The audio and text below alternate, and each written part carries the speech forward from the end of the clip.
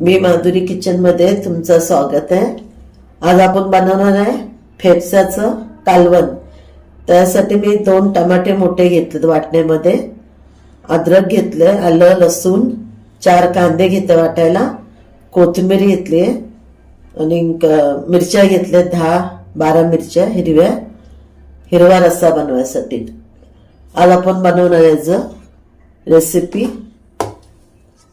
फेपसा बकऱ्याचं आणि त्याच्यामध्ये 2 बटाटे टाकणार।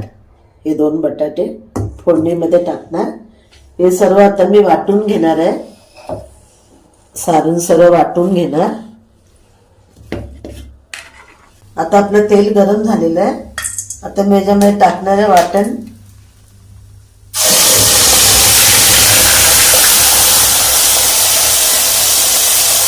हे वाटण व्यवस्थित आता भाजून घेणार आहे तेलामध्ये।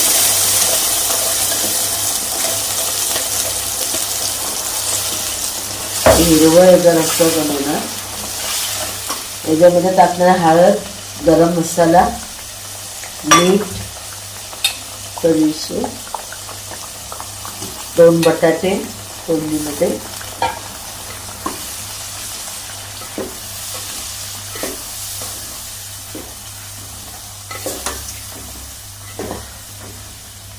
मसाला व्यवस्थित भाजून घ्यायचे तेलामध्ये, याला परतून घ्यायचं।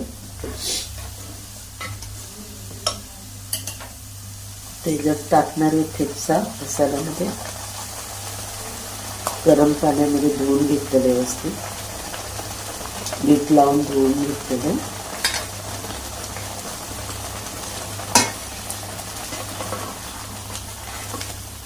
परतून घ्यायचं। 10 शिट्टी झाल्यानंतर याला काढायचं, उघडायचं 10 शिट्टी नंतर, कारण का शिजायला हवं ना व्यवस्थितपणाने। ही आजची आमची रेसिपी। धन्यवाद।